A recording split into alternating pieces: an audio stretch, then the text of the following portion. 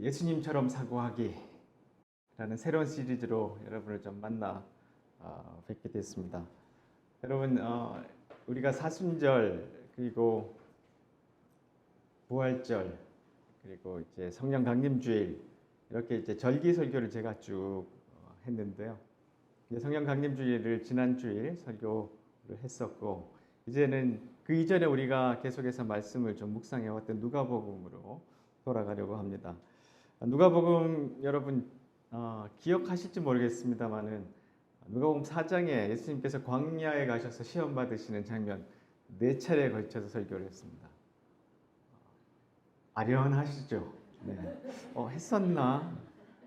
그때 참 좋았다고 하셨어요. 네, 다들 설교 좋았다고 이야기를 하셨는데 아마 지금 기억으로서는 네. 근데 그게 우리입니다. 그렇죠? 네, 그거 우리가 인정해야 됩니다. 보통 통계를 보니까 설교는 수요일 날 저녁 되면 90% 잊어먹는데요. 그래서 대부분 수요 예배를 하지 않나 네, 그런 생각을 합니다만은 여러분 혹시나 뭐 생각이 나시면 지금 저희들이 계속 설교를 업데이트하고 있으니까 업로드를 하고 있으니까 여러분들 들어가셔서 말씀을 계속 보시면 좋겠습니다. 그래서 그 말씀 이후에 이어서 4장 말씀 이어서 계속 진행을 하려고 하는데요. 이 새로운 시리즈는 제목을 이렇게 달아봤습니다. 예수님처럼 사고하기. 우리가 예수님을 경배하고 예배하는 건 익숙한데 예수님처럼 생각하는 건 참 등한시해 왔습니다. 그래서 예수님께서 어떻게 생각하셨는지를 보면 우리도 그렇게 생각하면 우리 삶이 변할 수 있다고 생각해서 예수님처럼 사고하기 이렇게 말씀 시리즈 제목을 좀 정해봤습니다. 그리고 오늘의 첫 번째 말씀의 주제는 1+1은 3 이런 제목으로 여러분과 말씀을 좀 나누려고 합니다. 오늘 우리 홍원 형제가 말씀 읽어주신 것처럼 이제 예수님께서 자라나신 나사렛에 예수님께서 도착하셨어요. 평소 습관대로 예수님은 안식일에 회당에 가셨고 성경을 읽었습니다. 그 당시의 예배는 이제 회당이라는 곳이 이제 만들어졌고 이것은 이제 포로로 잡혀가고 난 다음 이후에 생긴 거예요. 그래서 그들이 돌아와서 회당이라는 걸 만들어 놓고 예배는 주로 이사야서를 이렇게 두루마리를 펼쳐서 읽고 대화하고 또 나누는 그런 형식으로 진행이 됐습니다. 그래서 예수님도 어릴 때부터 이렇게 회당에 가셔서 안식일에는 참여하셔서 이 스크롤을 이렇게 쭉 펼쳐서 성경을 읽는 방식으로 그렇게 예수님이 그 예배를 드리셨어요. 이날도 이제 예수님이 이제 나사렛에서 오셨는데 벌써 이제 예수님이 오시는 그 상황 자체가 나사렛 동네가 한 500명밖에 정도 안 되거든요. 그러니까 벌써 뭐 소식 때문에 동네가 들썩들썩하고 난리가 났어요. 예수라는 우리 예수가 와 예수 뭐 너무 잘 아는 이제 동네 사람이었잖아요. 이제 그분이 이제 오셔서 결국 이제 말씀을 전포하는데 주님의 성령이 내리셨다. 이것은 하나님께서 내게 기름을 부으셔서 가난한 자에게 복음을 전파하려 하는 것이다. 이사야서 61장에 있는 말씀이에요. 이 말씀 1절에 있는 말씀을 이렇게 읽으시고 주님의 은혜의 해를 선포하라고 하셨다. 이렇게 말씀하셨어요. 그리고 난 다음에 이제 두루마리를 이렇게 접으셔서 두루마리를 담당하는 사람에게 돌려줬어요. 그러니까 모든 사람이 예수님에게 눈을 이렇게 쏠렸어요. 이걸 어떻게 해석할 건가? 근데 이게 인용이 좀 이상했어요. 그러니까 사람들의 눈이 예수님에게 아주 깊이 이제 쏠리게 된 것이죠. 자, 그 다음에 중간에 있는 걸 좀 건너뛰어서 그리고 난 다음에 반응이 이 사람들이 정말 화가 났어요. 이렇게 왜 화가 났는지, 얼마나 화가 났는지 예수님을 이제 밀고 벼랑 끝으로까지 이제 밀고 가서 예수님을 이 벼랑 끝 밑으로 던져서 죽이려고 했어요. 이만큼 사람들에게 굉장한 분노가 일어났습니다. 왜 이들이 평소에 잘 알고 있는 동네 사람 예수 그리고 지금은 좋은 말씀과 사역을 하고 있는 예수라는 사람을 왜 죽이려 했을까? 이게 좀 많이 궁금하죠. 그래서 이 상황을 우리가 깊이 잘 알지 못하면 엉뚱한 이런 일들을 우리도 할 수 있겠다 그런 생각이 들었어요. 톰 라이트가 묻고 예수가 답하다라는 책이 있는데 한국 제목은 좀 마음에 안 들어요. 영어로는 그냥 Simply Jesus예요. 단순하게 예수님이 어떻게 하셨나, 진짜 예수님이 어떻게 하셨나 보자. 이런 책인데요. 나중에 한번 궁금하시면 읽어보시면 좋을 것 같아요. 이분 이런 이야기를 합니다. 만약 똑바로 알지 못하면 우리는 예수를 있는 그대로 보는 게 아니라 그냥 우리 자신의 상상이라는 작은 상자 안에 그분을 우겨넣게 된다. 예수님을 그대로 똑바로 알아야 하는데 잘못 알면 우리의 상상하는 예수라는 모습이나 신을 만들어서 억지로 아니면 엉뚱하게 그분을 오해하게 되고, 그러다 보면 예수님이 오셨는데, 구원자가 오셨는데 이분을 죽이려 하는 상황이 생길 수도 있다는 것입니다. 자, 그러면 왜 나사렛 사람들이 예수님을 죽이려고 했는가? 자, 예수님께서 인용하신 부분이 바로 이사야 61장 1절에서 2절 말씀이에요. 보면 앞에 똑같죠. 여호와께서 내게 영을 주셨어요. 성령을 주셨어요. 그리고 기름을 부으셨고, 가난한 사람에게 기쁜 소식을 전했고, 마음이 상한 사람을 위로하고, 포로에게 자유를 선포하고, 갇힌 사람에게 해방을 선포했다.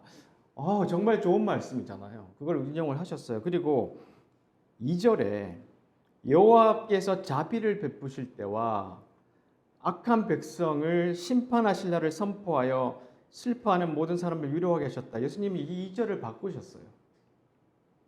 예수님이 이 2절을 은혜의 해를 선포한다, 주빌리라는 모든 사람에게 다시 회복된다는 말씀으로 이 말씀을 살짝 바꾸셨어요. 여기에 열받은 거예요.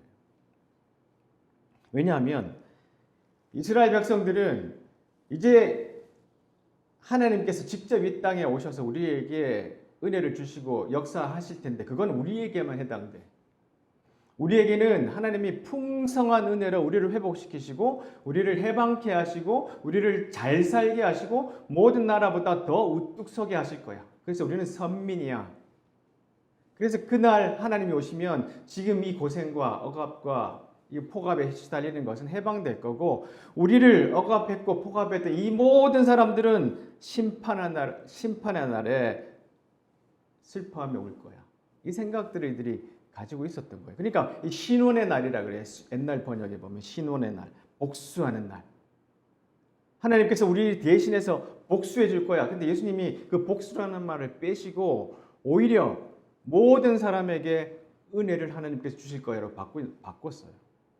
그러니까 이 사람들이 민족적인 분노가 일어나기 시작한 거예요. 그러니까 그 말을 선포하니까 그 말이 어떤지 이제 설명도 안 듣고 말하는 사람을 죽이려고 이 절벽 위로 이제 밀고 간 것이었죠. 자, 예수님께서 그들에게 이렇게 말씀을 하세요. 그 말씀을 풀어주시면서 오늘 이사야 말씀이 오늘 우리에게 이루어졌어요. 그리고 그 말씀을 들은 사람들은 예수님 입에서 나오는 이 은혜의 말씀이 굉장히 신기하고 놀랍게 생각했어요. 그래서 서로에게 물었어요. 요셉의 아들이 왜 저런 말을 할 수가 있지? 근데 이 은혜의 말씀은 뭐지? 웅성웅성 서로 이야기를 나눴던 거죠. 그 은혜의 말이 뭐냐 하면 예수님이 말씀하신 곳에 있는데요. 자, 당신들이 속담에 빗대어 의사야 네 자신이나 고쳐라. 당신이 가버나움에서 행한 일을 들었는데 여기 고향에서도 그 일을 한번 해보아라 한 것을 안다. 예수님이 막 이런 일을 하니까 동네 사람들이 그 요셉의 아들 아니야? 그러니까 막 조롱을 하는 거죠. 웃겨. 그런 사람이 무슨 우리의 메시아겠어. 이런 이야기를 하는 것을 예수님이 알고 계셨어요. 자, 내가 진정으로 너에게 말한다. 예언자는 고향에서 환영받지 못한다. 내가 너에게 진정으로 말하는데 오늘 본문을 잘 들어보면, 자, 엘리야 시대에 3년 6개월 동안 가뭄이 왔는데 그때 이스라엘에 많은 과부가 있었지만 엘리야가 찾아간 사람은 시돈 지방의 사렙다에 있는 과부, 이방인 과부였어. 그리고 엘리사 시대에 이스라엘에 많은 문둥병자가 있었는데 치료를 받은 사람은 시리아 사람, 그 시리아 사람이 누구냐면 바로 이 군대 장관이잖아요. 이스라엘을 괴롭히는 그 전쟁을 일으키는 군대 장관 나만 외에는 아무도 깨닫지 못해서, 그러니까 여러분들이 생각하는 것처럼 하나님이란 분은 우리 믿는 사람, 이스라엘 사람에게만 복 주고 그렇지 않은 사람은 심판하는 그런 하나님이 아니야. 우리 하나님은 모든 사람에게 은혜 주고 복 주는 분이세요. 이렇게 이야기를 하신 거예요. 근데 이스라엘 사람들이 이걸 못 받아내는 거예요. 못 받아들일 수가 없어요. 그러니까 자기들에게만 은혜가 와야 되고 이 순간과 상황을 극복할 수 있도록 하나님 우리를 도와주셔야 되는데 하나님이 만인들에게 은혜를 베푸신다는 게 말이 되나? 이러면서 분노가 가득 차올랐죠. 자, 이게 이제 집단 착각이라는 건데요. 이스라엘 백성들이 지금 집단 착각에 빠져 있어요.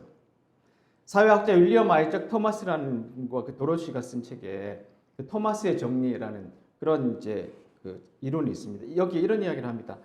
만약 사람들이 어떤 상황을 현실로 정의한다면 결과적으로 현실이 된다.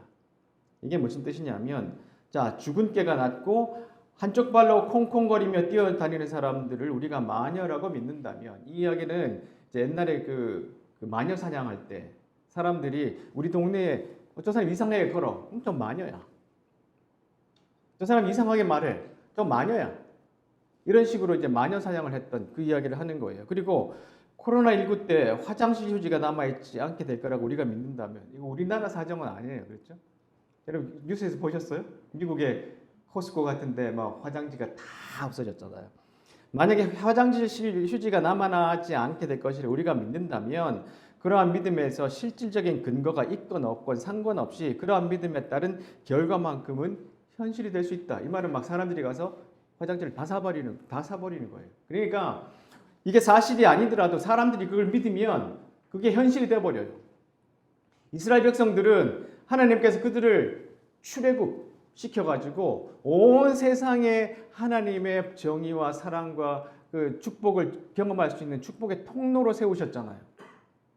근데 이들의 생각이 오염되고 바뀌니까 집단 착각이 일어난 거예요. 그러니까 이 진짜 메시아가 오셨는데도 죽이려고 그러는 거예요. 다 같이 동네 사람들이 집단적으로 착각을 일으키고 있는 겁니다.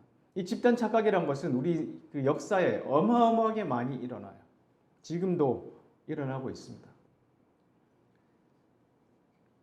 또 여기서 이제 이런 이야기를 합니다. 이런 것을 합의의 함정 이렇게 부르고 있는데요.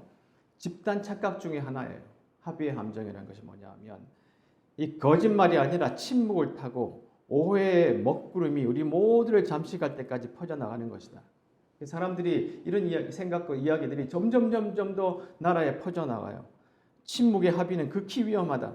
우리 스스로 뭔가 잘못하고 있다는 생각을 하지도 못한 채 집단을 따라가게 되니 말이다. 합의의 함정에 빠질 때 우리는 맹목적으로 집단을 따라하거나 우리 스스로의 생각을 속이고 있지 않다. 하지만 합의의 착각에 빠져 침묵하는 것은 집단 착각에 따른 두 유형만큼이나 혹은 그보다도 더 큰 사회적 해악을 끼칠 수 있다. 게다가 정말 나쁜 건 우리가 이 모든 함정에 동시에 빠질 수도 있다는 것이다. 지금 이스라엘 백성들이 이렇게 행동하는 가운데 몇 사람들은 다른 생각을 할 수도 있었을 거예요. 예수님의 이야기를 듣고 저거 맞는 거 아니야? 나도 그렇게 생각했는데 아무도 말을 못하는 거예요. 왜냐하면 이 집단적으로 분노를 일으키고 있기 때문에 예수님을 죽이려고 하는데 그 중에 누가 손들고 아니에요라고 말할 수 있는 상황이 안 되는 거예요. 우리가 생각하는 민족주의, 국가주의, 인종주의 이런 것들이 모두 이런 상황에 속해 있는 거예요. 한국 민족, 요즘 중국도 그렇고 너무너무 서로 민족 간의 그 싸움이 심하잖아요. 이런 착각 속에 우리가 빠져 있는 것이죠. 자, 그러면 이렇게 분노를 하게 된 원인이 있어요. 무조건 이 동네 사람들, 이스라엘의 사람들만 비난할 게 아니라 왜 도대체 이들이 집단 착각에 빠졌나? 왜 이들이 집단 분노를 일으키게 됐나 하는 배경들을 한번 생각해 보게 됐어요. 자, 보세요. 이스라엘 백성들이 독립국가로 잘 이제 다윗의 시대부터 이제 가다가 이제 나중에 나라가 망하죠. 597년에 느부갓네살 2세가 예루살렘을 점령하고요. 예루살렘을 파괴하고 587년에 예루살렘에 있는 사람들을 제비 뽑아서 다 특별히 좋은 사람들만, 귀족들만 바벨론으로 끌고 갔어요. 그리고 난 다음에 이제 페르시아와 헬라 시대가 되는데 이때 이제 일부 포로들이 귀환하고 돌아옵니다. 이게 이제 에스라 느헤미야서에 나와 있죠. 자, 이때 이제 성전 재건이 시작돼요. 자, 그런데 이들이 포로에서 돌아왔는데도 독립국가냐? 그렇지 않아요. 계속해서 지배를 받고 있었어요. 누구에게 지배를 받고 있었나? 보세요. 336년에 보면 알렉산더 대제가 권좌에 오르잖아요. 그러니까 이 알렉산더 대제의 그 침략에 팔레스타인이 정복당해요. 그러니까 또 지금 나라에 돌아와서 포로에서 해방이 돼서 몸은 예루살렘에 있는데 계속해서 지금 억압과 폭압 속에 시달리고 있는 거예요. 그리고 난 다음에 알렉산더가 죽고 난 다음에는 이집트가 힘을 얻고 이집트에 있는 프톨레마이오스 왕조가 팔레스타인을 지배해요. 그러니까 여러분 보세요. 저 위에 있는 강대국들이 이제 바벨론부터 시작해서 큰 나라들이 있잖아요. 그 밑에 이집트가 있죠. 그러니까 이 조그만 이 이스라엘은 한국의 옛날 상황처럼 계속해서 침략을 받고 지배를 받는 거예요. 한 번도 독립을 할 수 있는 기회가 없었어요. 늘 이런 상황에 있었고요. 이들이 자기의 종교를 어마어마하게 핍박하고 무시했어요. 돼지고기를 먹게 만들고요. 막 그 제사장들 죽이고요. 아니면 그 성전을 더럽히고 이런 일들을 자행하면서 이 사람들을 이집트 사람들 아니면 그리스 사람들로 자꾸 바꾸려고 시도를 했어요. 이게 이제 분노를 일으켰죠. 자, 그 다음에 이제 시리아 시대가 시작됩니다. 제가 자세한 건 말씀드릴 수 없고 좀 빨리 진행할게요. 여기에 이제 안티오쿠스 3세가 이집트를 물리치고 난 다음에 이 사람이 에피파네스라는 이름을 자기 스스로 가져요. 이게 뭐냐면 신의 현현 이런 뜻이에요. 내가 신이다. 이 사람이 이제 왕위에 오르고 난 다음에 이들이 유대인을 반란을 이제 멈추게 만드는데요. 이때에 바리새인 3,000명을 죽여요. 그러니까 어마어마한 폭력과 종교에 대한 탄압들이 있었어요. 그리고 보세요. 올림포스 재단을 막 성전을 더럽히고 짓습니다. 이런 상황이 벌어졌어요. 자, 이때에 이제 유다 마카베오라는 사람들이 반란을 일으킵니다. 5 형제인데요. 이들이 최초로 이 이후에 잠깐 100여 년 동안 독립국가를 이룹니다. 그래서 이들이 이제 형제들이 다시 한번 종교의 회복과 나라의 회복을 이제 외치면서 나라를 잠시 이제 회복을 시키는데 이들을 하스몬 왕조 이렇게 이야기해요. 그런데 이때도 어려움이 많았어요. 자, 그리고 난 다음 누가 왔어요? 로마가 온 거예요. 그러니까 역사를 지금 제가 빠른 시간에 이야기했지만 이 사이에 어마어마한 사건들이 예루살렘을 중심으로 이스라엘에 있었던 거예요. 그리고 이스라엘을 지배하는 사람들은 계속 이방인들이었어요. 이런 고통 속에 사람들이 살고 있는데 이들의 마음은 뭐냐면 이제는 하나님이 직접 오시면 좋겠다. 그래서 우리나라를 해방시켜 주시고 저들을 심판하면 좋겠다. 이게 민족적인 간절한 바람이었어요. 자, 그때 누가 나타나냐면 이 헤롯이 나타납니다. 이제 아까 안티오쿠스라는 사람이 이제 이둠의 출신인데요. 이 사람 둘째 아들이 이 헤롯이에요. 얼마나 머리가 약삭빨랐는지 자기가 몰래 이 폼페이우스 뭐 이런 로마의 장군들 카이사라가 죽고 하는 그 권력의 틈을 타가지고 이스라엘의 권력을 잡아버려요. 헤롯이. 그러니까 이제 헤롯이 이스라엘 사람 유대인도 아닌데 유대인의 왕이 돼버렸잖아요. 그러니까 이런 상황 속에 지금 예수님이 태어나신 거예요. 예수님이 태어나신 것이 아마 BC 7년에서 4년경이에요. 우리는 보통 이제 BC, Before Christ 그러면 기원전 0 이게 예수님 태어나신 거라고 생각하는데 계산 잘못해가지고 이렇게 된 거예요. 실제로는. 자, 그런데 이제 그 이후에 보시면 이제 계속해서 헤롯이 죽고 난 다음에 아들들이 나라를 이제 갈라먹기 하고 계속 로마가 집정을 하다가 결국은 이제 로마가 집정관들을 보냅니다. 그러니까 나라 자체가 이렇게 혼란스럽게 핍박과 어려움들 당하고 무시를 당하고 있으니까 민족적으로는 이 분노와 화가 그 속에 가득 차 있었던 거예요. 자, 그런데 이 예수님이 오기 전에도요, 내가 메시아라고 자기가 외치면서 해방을 부르짖었던 사람들이 꽤 있습니다. 사도행전 5장에 보면 이제 그 베드로가 말씀을 막 전하니까 사람들이 또 베드로를 죽이려 했어요. 그러니까 그때에 이스라엘의 가장 큰 스승 가말리엘이라는 사람이 이렇게 이야기합니다. 자, 가만히 놔두세요. 이전에 보세요. 36절에 보면 드다라는 사람이 스스로 일어나가지고 자기가 메시아를 그랬다가 400명이나 따랐지만 결국 다 죽고 흩어졌고 그 다음에 유다라는 사람이 일어났다가도 또 흩어졌는데 이런 사람이 다 일어났다가 흩어진 이전의 사건들이 있지 않느냐. 그러니까 그냥 놔두자. 하나님이 일하시면 이들이 살아있을 거고 그렇지 않으면 망할 거다. 이런 이야기를 합니다. 이 말이 전해주는 건 뭐냐 하면 예수님 이전에 많은 사람들이 내가 메시아다. 그리고 막 등장을 했었던 거예요. 근데 이들이 가지고 있었던 유일한 하나의 공통점은 폭력이었어요. 그래서 나라를 전복시키려고 하는 그런 일들을 하려고 했던 거예요. 근데 예수님이 오셨는데 다르게 사시는 거예요. 다르게 가르치셔요. 자, 여러분 이해가 되시죠? 그러니까 이스라엘 백성들이 이렇게 온갖 시도를 다 해보고 많은 발버둥을 쳤지만 국민적으로 나라적으로는 계속 어려운 상황에 처해 있었던 거예요. 그래서 하나님이 오시면 메시아가 오시면 그들은 심판하고 우리에게 은혜 주시고 우리에게 복 주겠다 이 생각만 가지고 살았는데 예수님이 모든 사람에게 하나님 은혜를 주신다. 그러니까 화가 끝까지 폭발한 거예요.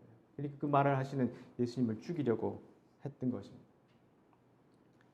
저는 이때를 보면서 이스라엘 백성들이 이 분노를 일으킨 그 증상들을 조금 해석해 보니까 이들이 아마 종교적인 번아웃에 있었지 않았나 그런 생각이 들어요. 열심히 예배하고 기도했는데 오는 것은 핍박과 환난밖에 없었잖아요. 그러니까 이 종교적으로 번아웃이 일어났어요. 번아웃에 대해서 이야기를 좀 여러분들과 좀 나누려고 하는데요. 이 번아웃이라는 것은 노동 경제 문제에 국한된 게 아니라 이 영혼이 앓는 병이라고 이야기합니다.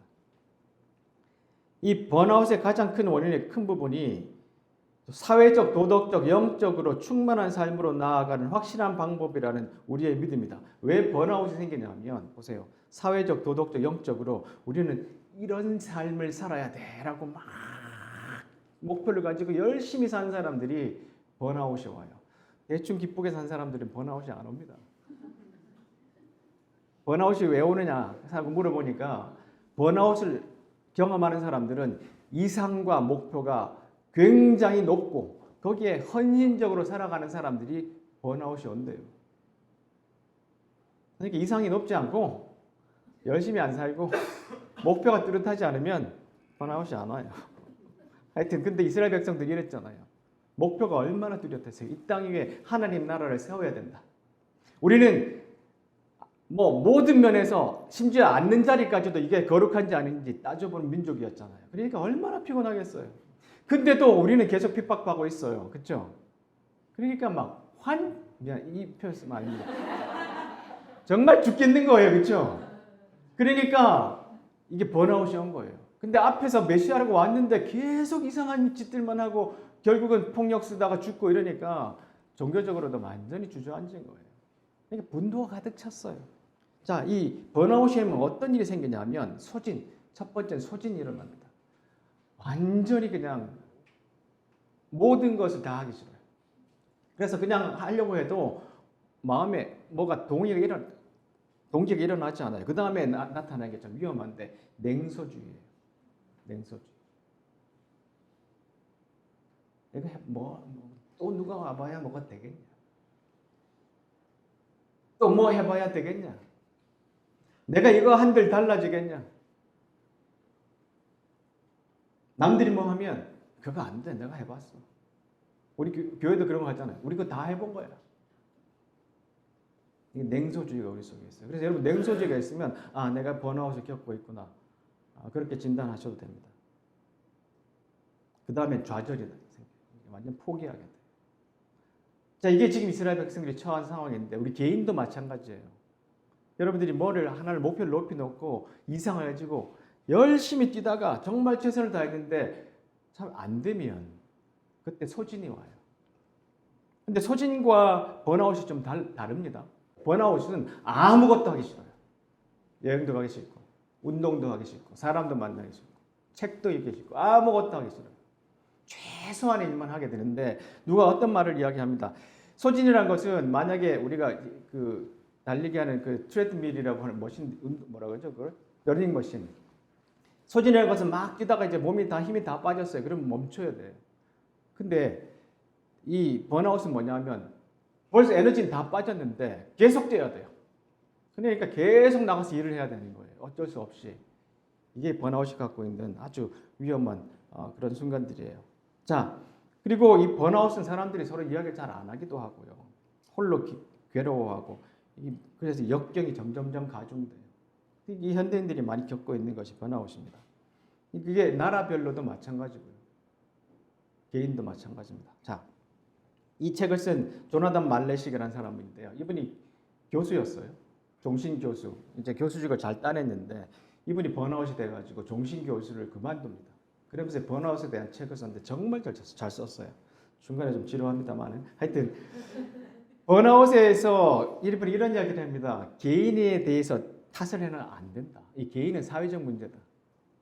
그런데 번아웃이 주는 부정적인 효과는 개인에게 영향을 미치는데 마슬로라는 사람이 이 세 가지 차원을 발견했어요. 소진, 냉소, 비효능감. 비효능감이 뭐냐면 나는 진짜 아무것도 안 돼. 나는 아무런 소용이 없어. 내가 뭘 해도 안 바뀌어. 이게 비효능감이에요. 그래, 부족한 성취감. 자, 자꾸 에너지가 빠지고 고객이나 학생들을 도와줄 대상이 아니라 문제로 인식하고 업무도 무엇도 성취하지 못한다고 느끼는데 이 사람이 이런 이야기를 합니다. 나는 이 위에 있는 세 가지 모든 감각을 뼈저리게 느끼고 있었고 아침에 일어나면 피곤하고 오늘의 업무가 겁이 났다.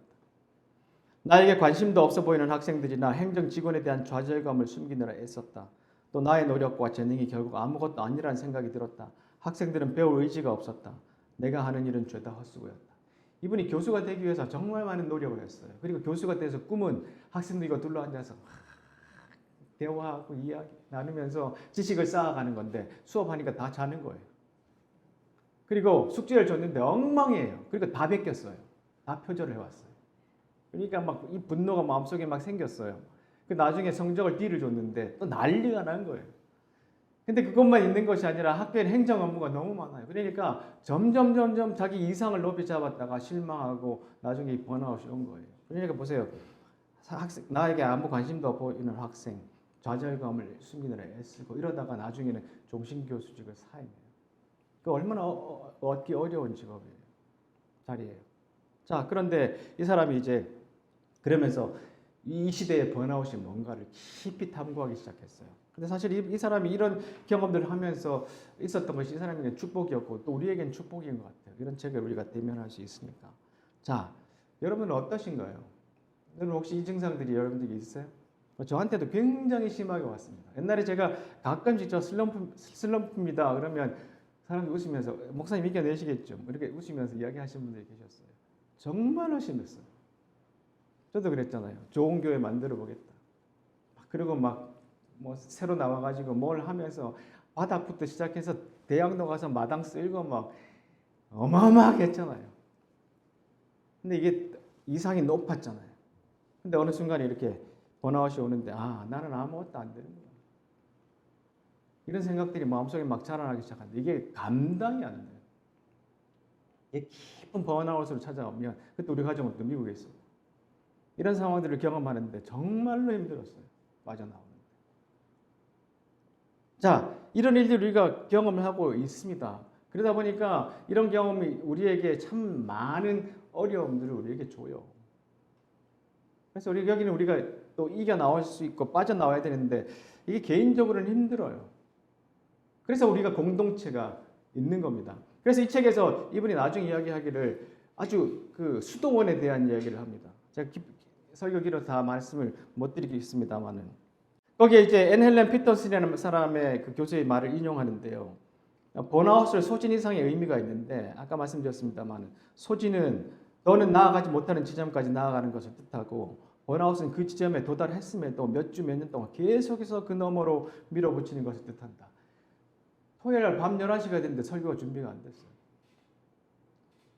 주일이 오면 막 가슴이 막 이렇게 돌덩이가 이렇게 올라왔는데 막 답답해 죽는 거죠. 막 금요일 오면 공황장애가 막 오는 거예요. 근데도 설교는 해야 돼요. 이게 바로 번아웃이 주는 아주 고통스러운 순간이에요. 그만둘 수가 없는 순간. 이 정의에 따르면 번아웃은 생산성의 실패가 아니라 생산할 힘이 없는데도 생산성이 지속되는 상태다. 자, 그런데 우리 밀레니얼, 우리 젊은 MZ세대가 바로 이래요. 밀레니얼 세대는 평생 무언가를 수행하려는 압박을 받았으며 학자금 대출에 시달리고 있고 불안정한 구직 시장을 경험했기에 결국 소진될 때까지 떠밀려왔어요. 피터슨에게 번아웃이란 일시적인 괴로움이 아니라 밀레니얼 세대의 조건이다. 그것은 우리의 기초 체온이다. 또한 배경음악이다.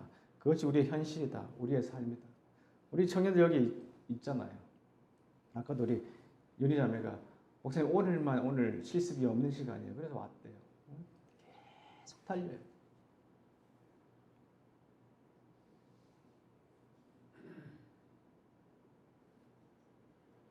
근데 우리가 교회 왔는데 이런 사람들이 그래도 겨우 교회 왔는데 교회가 따뜻해야 되잖아요. 그들이 손잡아주고 위로하고 격려하고 채워주고 붙들어줘야 이런 번아웃에서 빠져나올 수 있는데 각자 도생을 해요. 교회도. 그러니까 청년들이 없죠. 그리고 어려운 사람들이 없죠. 이런 생각들이 저도 회개하는 마음들이 많고요. 자, 우리는 서로 이렇게 격려하고 붙들어주는 공동체. 그래야 우리가 함께 빠져나올 수 있습니다. 그래서 1+1은 2가 아니라 제로섬 게임이나 이런 것들이 아니라 1+1은 3이다. 제목을 그렇게 정했어요. 히브리서에 보면 서로 돌아보고 사랑을 베풀며 선한 행동을 하도록 격려합시다. 데살로니가 전서에 보면 여러분을 위해 일하는 그들을 각별한 사랑으로 대해 주십시오. 서로 화목하게 지내시기 바랍니다. 게으른 자들을 훈계하고 마음이 약한 자들을 격려해 주십시오. 힘이 없는 자들을 도우며 모든 사람을 인내로 도와주십시오. 청년들 우리가 아니면 어려운 사람들이 왔을 때 잘 환영해주고 환대해주고 안아주고 손잡아주면 또 이런 일이 혼자 겪은 일들이 없어진다 그래요. 그게 교회가 할 일이 아닌가 싶어요. 자, 끝에 있는 말씀이 가장 오늘 키 같아요. 누가복음 4장 30절에 사람들이 죽이려고 막 그랬을 때 예수님이 자기 갈 길 가셨어요. 자기 갈 길 가셨어요. 이게 예수님이 가신 길이에요. 예수님은 그 사람들이 막 이럴 때 보통 사람 같으면 바꿔야지 나도 이 사람들에게 맞춰서. 근데 예수님은 자기 갈 길 가셨어요. 그 길이 어디냐 하면 바로 십자가에 죽으신 길이에요. 그 죽으시면서도 그러시잖아요. 저들의 죄를 용서하십시오. 저들이 뭔지 모릅니다. 왜 저러는지 모릅니다. 왜 저러는지 몰라요. 그래서 예수님이 죽으심은 믿는 사람들만 위해서도 아니고 유대인들만 위해서도 아니고 전 세계를 위한 죽음이셨고요. 모든 인류를 위한 축복이셨어요. 이게 예수님이 가셨던 그 길입니다. 근데 우리는 이런 위험들을 예수님이 가신 이 홀로 가는 이 길들을 잘 안 가려고 해요. 왜냐하면 집단 속에 있는 게 편하니까. 근데 우리는 그렇게 살면 그런 사고로 살면 예수님처럼 살 수 없습니다. 자넬 랜드라는 사람이 이런 시를 썼는데요. 웃는 것은 바보처럼 보이는 위험을 감수하는 일이다.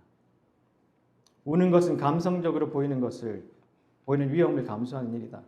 타인에게 다가가는 것은 일에 휘말리는 위험을, 감정을 표현하는 것은 자신의 진짜 모습을 드러내는 위험을 감수하는 일이다. 자신의 생각과 꿈을 사람들 앞에서 밝히는 것은 순진해 보이는 위험을 감수하는 일이다. 사랑하는 것은 그 사랑을 보상받지 못하는 위험을 감수하는 일이다. 사는 것은 죽는 위험을, 희망을 갖는 것은 절망하는 위험을, 시도하는 것은 실패하는 위험을 감수하는 일이다. 그러나 위험은 감수해야 하는 것. 삶에서 가장 큰 위험은 아무 위험도 감수하지 않는 것이기에 아무 위험도 감수하지 않는 사람은 아무것도 하지 않고 아무것도 갖지 못하고 아무것도 되지 못하므로 고통과 슬픔은 피할 수 있을 것 같으나 배움을 얻을 수도 느낄 수도 변화할 수도 성장하거나 사랑할 수도 없으므로 확실한 것에만 묶여있는 사람은 자유를 박탈당한 노예와 같다. 위험을 감수하는 사람만이 오직 진정으로 자유롭다. 말씀을 정리하겠습니다. 예수님이 평소 습관대로 회당에 들어오셔서 이사를 읽으셨지만 다르게 읽으셨어요. 이스라엘 백성들이 종교적 번아웃 가운데 분노에 가득 차서 저들은 심판하고 우리는 축복하라라는 잘못된 집단 착각에 빠져 있을 때 하나님은 그러신 분이 아니에요. 우리의 삶은 그래서는 안 돼. 그렇게 말씀하시면서 하나님은 은혜의 해를 선포하시는 분이야 라고 말씀하셨어요. 그래서 사람들의 생각을 바꾸려고 했지만 사람들은 더욱 분노에 차서 예수님을 십자가에 못 박아버렸어요. 그러나 예수님은 그 길을 가시면서도 저들의 죄를 사해달라고 하셨어요. 그 전에 있는 자칭 메시아들은 다 폭력적으로 바꾸려고 했지만 예수님은 스스로 죽으시면서 세상을 바꾸셨어요. 그게 예수님이 가신 길이에요. 우리 세상에 있는 수많은 번아웃을 당하는 사람들을 볼 때 판단하고 개인에게 맡겨두는 것이 아니라 이것은 교회가 할 일이라는 생각이 듭니다. 또 스스로도 번아웃에 그냥 빠져 있는 것이 아니라 다시 한번 위험을 감수하는 예수님처럼 갈 길 가는 그런 우리가 되면서 이어나가는 우리가 되었으면 좋겠습니다. 기도하겠습니다.